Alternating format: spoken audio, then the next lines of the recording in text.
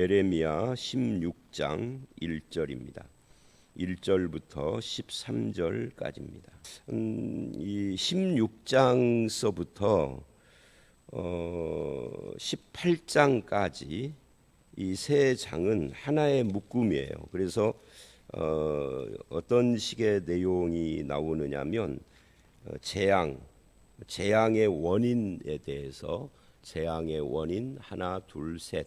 그래서 재앙의 원인 세 가지를 이 16, 17, 18장이 이야기를 하는데, 그 재앙의 원인을 말하기 전에 오늘 말씀 16장 1절서부터 9절까지는 선지자의 삶, 매일 성경도 거기 뭐라고 돼? 삶으로 심판을 살아내다 뭐 이렇게 표현을 멋지게 했는데, 이제 쉽게 이야기를 하면은 선지자의 삶을 통해서 하나님의 메시지를 전하는 그런 내용입니다.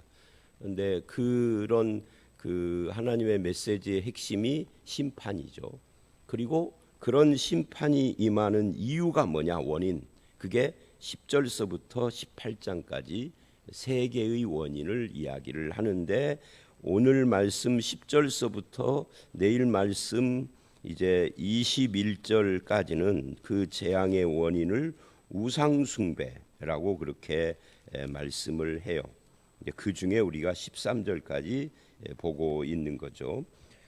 그래서 이 에레미야 16장 1절로 9절을 보면 에레미야는 독신 생활을 했던 것 같습니다.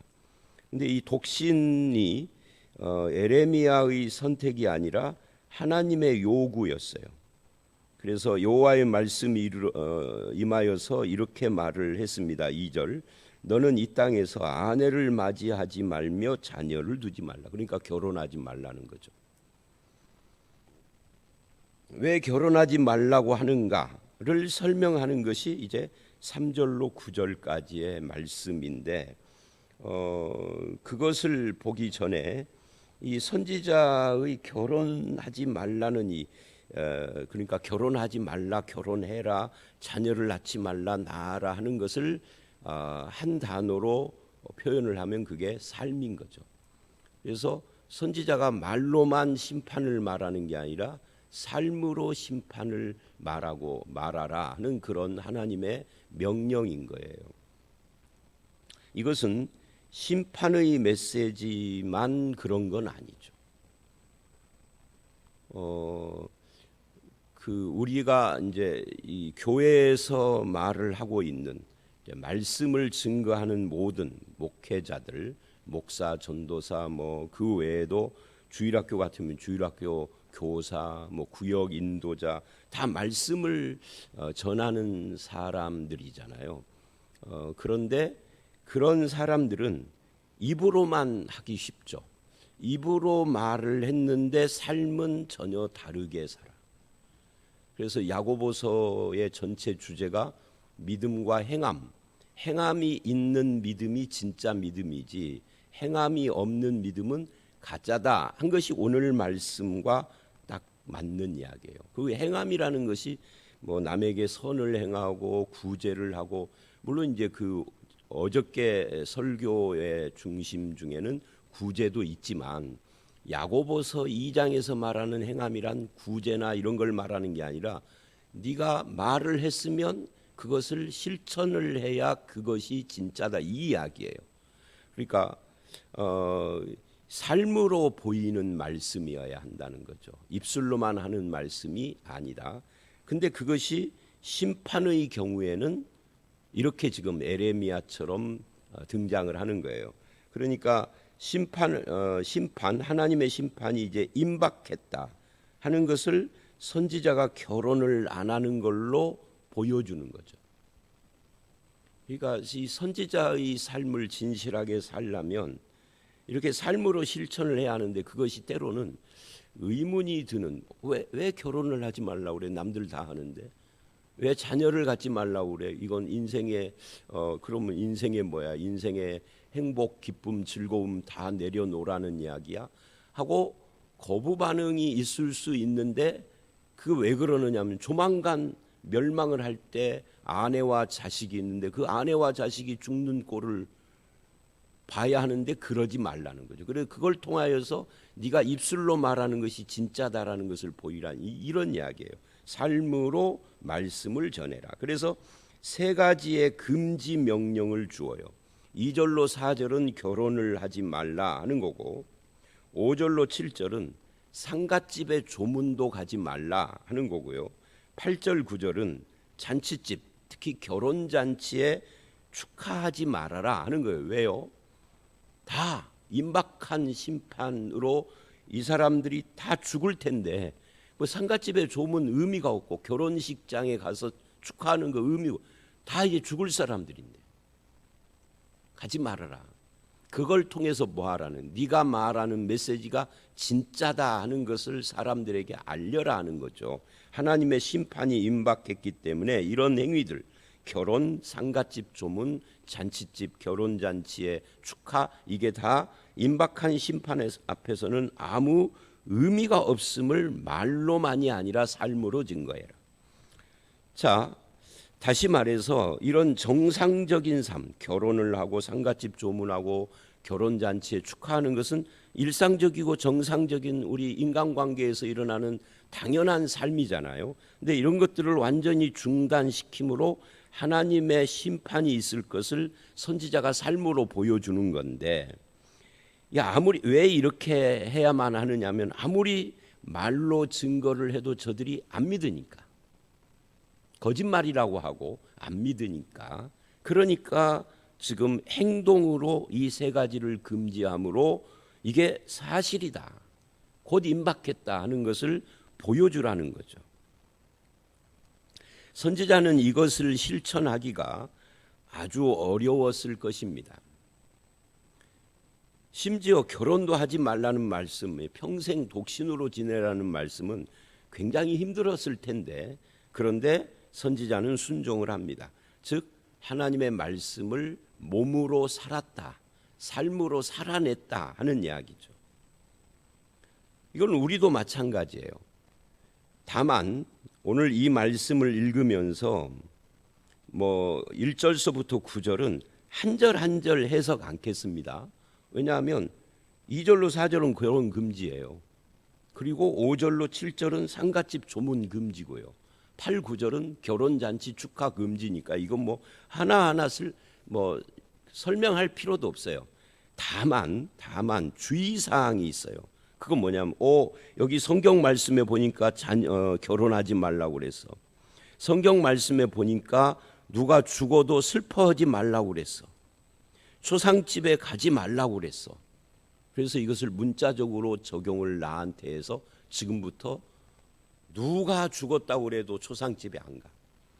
누가 결혼식을 한다, 아주 가까운 사람이 결혼식을, 심지어 우리 형제 중에 자녀가 결혼식, 내 조카가 결혼식을 해도 성경에 가지 말라고 그랬어 하고 적용하는 것은 어리석은 행동이죠.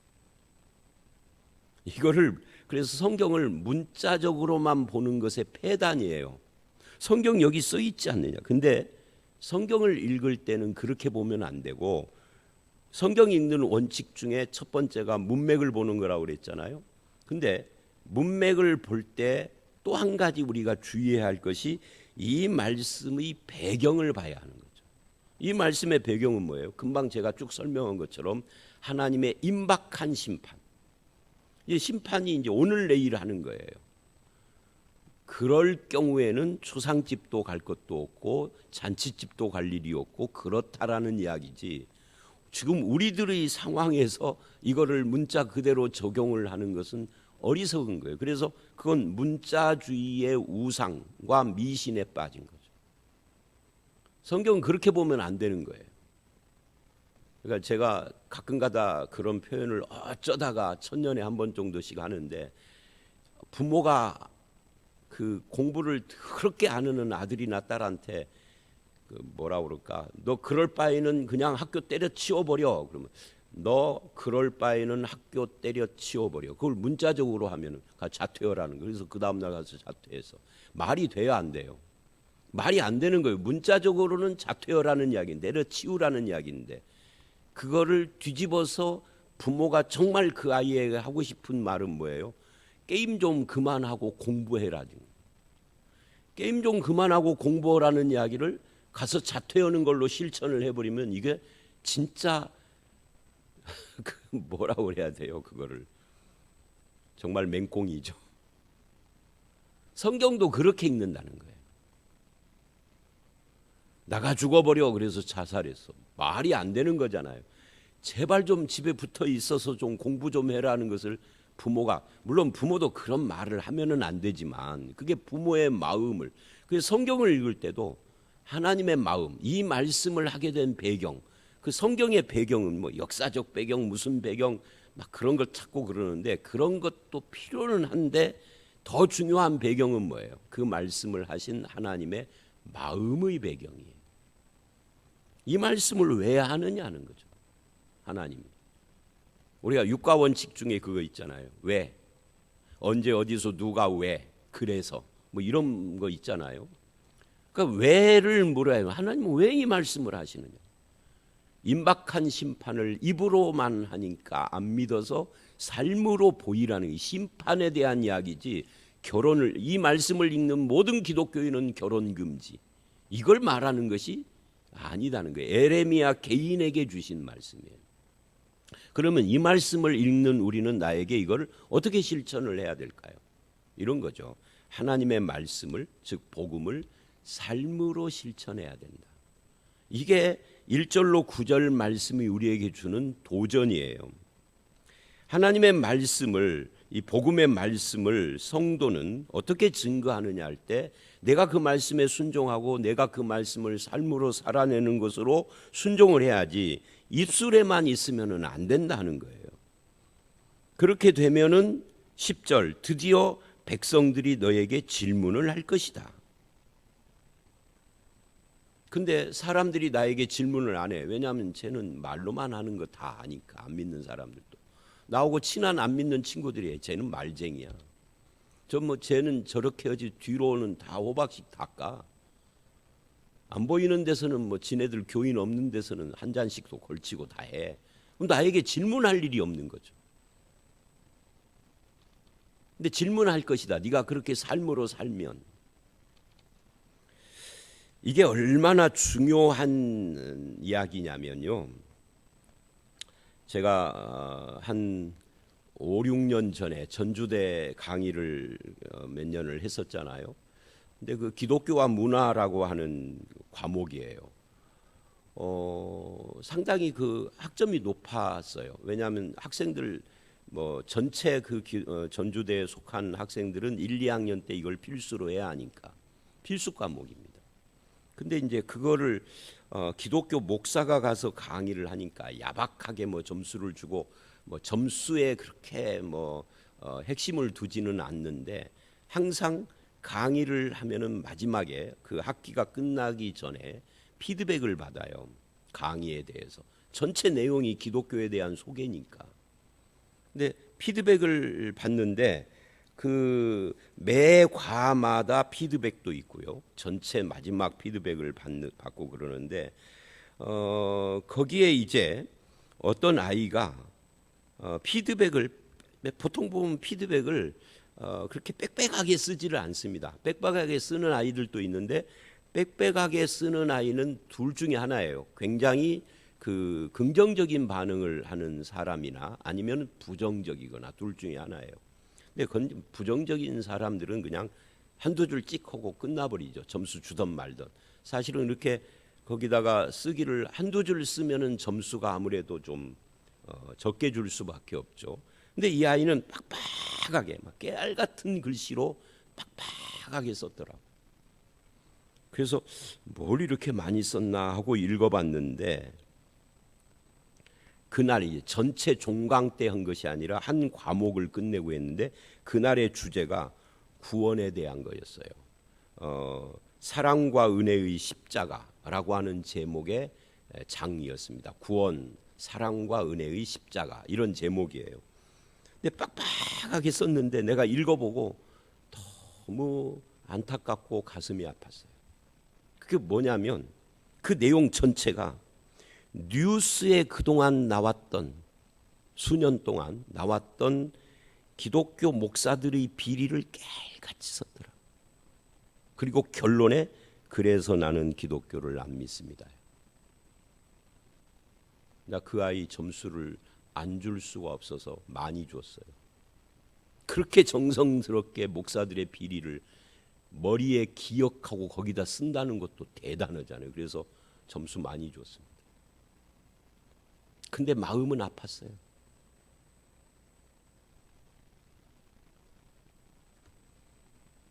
여러분의 가정의 자녀들이나 남편이나 누군가 식구들이 예수를 안 믿겠다라고 하는 이유 중에 하나가 거기에 있습니다. 불바다라를 아무리 해도 목사들이 비리를 저지르는 한 복음은 통하지 않습니다. 복음은 말로 하는 것이 아니거든요. 그 목사들의 비리 중에는 많은 부분이 목사들의 성적 비리, 어느 교회 어떤 목사까지 정확하게 적었는데 내가 깜짝 놀랐어요. 집에서 적어온 것도 아니에요. 그냥 그 자리에 수업 듣고 그 자리에서 적은 거거든요. 그날 그 과에 대한 피드백이니까. 그걸 제출하는 건데. 야, 놀라웠어요. 굉장히 똑똑한 나이에요. 그걸 다 기억하다니. 저도 기억 못하는데. 어디서 누가 어떤 목사가 알몸으로 여관 창문에 매달렸다 떨어져 죽은 것부터 해가지고서 야, 참. 그런 사람들에게 하나님의 말씀 아무리 말을 해도 씨가 안 먹히는 거예요. 그래서 에레미야에게 삶으로 보이라 해요. 그러니까 이 말씀은 상갓집까지 말하라 잔치집까지 말라 이게 아니고 삶으로 말씀을 살아라 해요. 그러면 저들이 너의 말을 들을 것이다 하는 거예요. 근데 이스라엘은 그래도 안 들었어요. 결론적으로는 10절 이하에 10절로 이제 21절까지. 그러면 이런 재앙의 원인이 뭐냐? 10절 내가 이 모든 말로 백성에게 말할 때 어떻게 말을 했다는 거죠? 삶으로 말을 한 거예요. 그럴 때 드디어 아무 반응이 없던 저들이 이제 너에게 묻기를 시작할 것이다. 여호와께서 우리에게 이 모든 재앙을 선포하시면 어떻게 된 일이냐? 왜 이렇게 우리에게 심판을 하시겠다는 거냐? 우리 죄악이 뭐냐? 여호와께 범한 죄가 무엇이냐 하고 물을 것이다. 이제 드디어 반응을 보일 것이다. 그러면 너는 대답을 해라. 11절. 이게 이제 21절까지 쭉 이어지는데 지금까지 하나님의 심판에 대해서 질문할 것을 예상하고 너의 삶으로 살으라 한 건데 우리의 죄악이 무엇이냐? 저들은요 자기들의 죄악이 뭔지도 몰라요. 인정도 하지 않아요. 이것이 죄인들의 특징이에요. 죄인들이요 나는 죄인입니다 하는 사람 별로 없어요. 입술로만 뭐 인간은 다 죄인이지 이런 거 말고 그건 그냥 하는 립 서비스고 정말 내가 죄인인데 어찌할꼬 하고 사도행전 2장처럼 그런 사람들은 정말 그건 성령이 역사한 거예요. 없어요. 다 자기는 죄인이 아니라고 그래요. 남들의 죄는 인정을 해도 내 죄는 인정 않는 것이 죄인의 특징이에요. 거기에 대답을 하라는 거죠. 11절로 13절 11절 조상들이 나를 버리고 하나님을 버린 거예요. 나는 다른 신을 따라서 그들을 섬기며 그들에게 절하고 나를 버려 내 율법을 지키지 아니야. 하나님을 버리고 다른 신을 따랐다. 하나님의 말씀을 버리고 다른 신을 따랐다. 즉 우상 숭배다. 12절 그런데 너희가 너희 조상들보다 더욱 악을 행하는도다. 이게 조상 탓이 아니다. 뭐든지 잘못되면 조상 탓을 하는데 악한 마음의 완악함을 따라 행하고 순종하지 않음이 너희가 더 심했다. 이 조상들은 아직도 뭔가 여지가 있었어. 근데 너희는 이제 여지도 없는 거예요. 이제 임박한 거예요, 심판이. 그렇게 한 이유가 너희가 더 악하기 때문에 순종하지 않은 거야 라고 이 조상들의 모습을 보고도 교훈을 못 받고 그 조상들의 죄를 계승을 해서 더 악하게 범죄를 했다는 것이죠.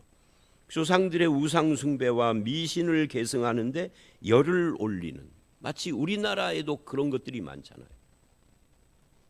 그러니까 참 재미있는 것은 그 부모가 아버지 어머니가 교회를 잘 다니는데 자녀들 중에도 형제 자매 중에 둘이 교회를 다니는데 한 사람이 그렇게 제사를 아버지 어머니 돌아가시고 그렇게 제사를 지내고 그래.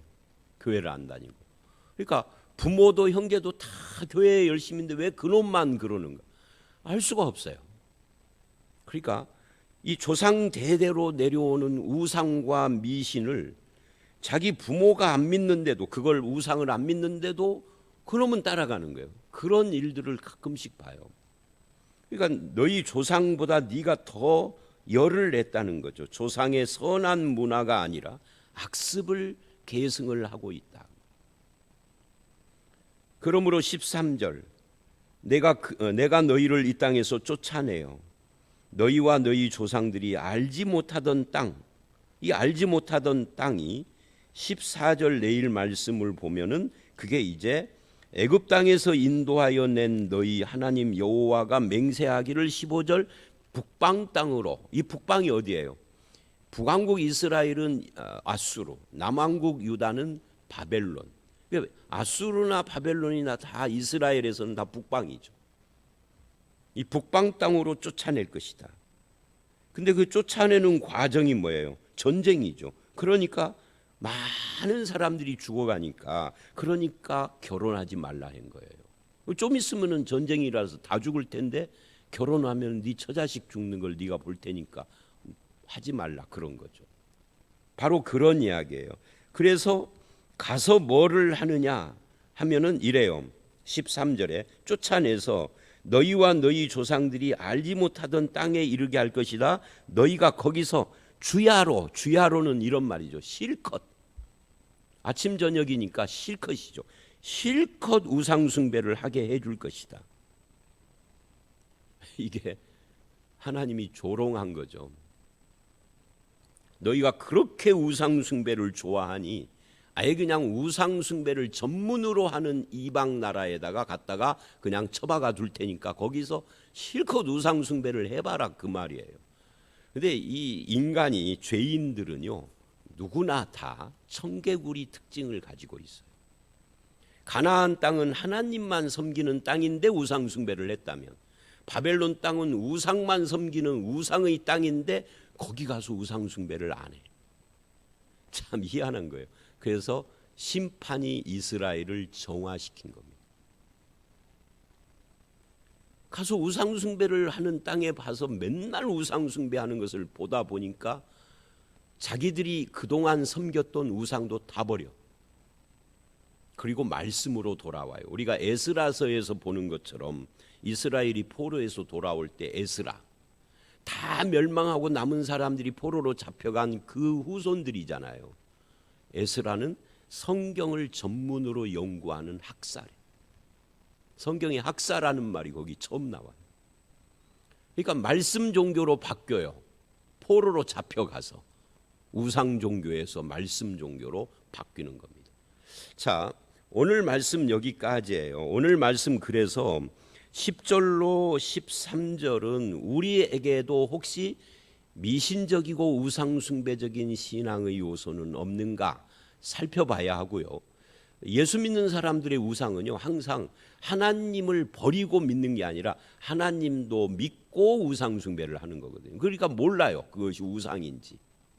기독교적인 우상들도 많아요. 미신도 그렇고, 뭐 성경책을 머리맡에다 놓거나 베고자 하면은 뭐가 어떻다는 그런 미신부터 시작을 해서 많아요. 그런 미신이나 우상이 나에게 없는지를 봐야 하고, 이거보다 더 중요한 것은 하나님의 말씀은 우리의 삶의 실천으로 살아야 하는 것이지 입술에만 있어서는 안 된다 하는 이 두 가지가 오늘 말씀의 메시지의 핵심입니다. 저와 여러분이 삶으로 말씀을 실천하면 안 믿는 사람들이 그 모습을 보고 궁금해해요. 그럴 때 복음을 전하는 것이지, 그렇게 하지 않는데 그냥 막 찾아가서 하는 그 복음 전도는 그리 좋은 모습은 아니에요. 저와 여러분의 삶 속에서 하나님의 말씀이 살아 역사하시기를 주의 이름으로 축원합니다. 함께 기도하겠습니다. 하나님 아버지, 에레미야를 통하여서 하나님의 말씀을 실천적으로 살으라고 말씀하시며 결혼이나 초상집이나 또는 상갓집 또는 잔치집에 가는 것을 금지함으로 하나님의 임박한 심판을 보이게 했습니다. 우리가 삶으로 살아내지 않는 신앙, 입술에만 있는 말씀이 얼마나 위험한 것인지 다시 한번 새기게 하시고 우리의 삶 속에서 하나님의 말씀을 실천하고 복음적인 삶을 살아가는 저희들이 되게 하여 주시옵소서. 우리에게도 혹시 미신과 우상의 문제가 있지는 않은지를 살피게 하시고 오직 유일하신 하나님, 우리를 구원하시고 우리에게 은혜 주시는 하나님과 하나님의 말씀만 따르는 저희들의 삶이 되도록 역사하여 주시옵소서. 예수님 이름으로 기도드려 싸움나이다. 아멘.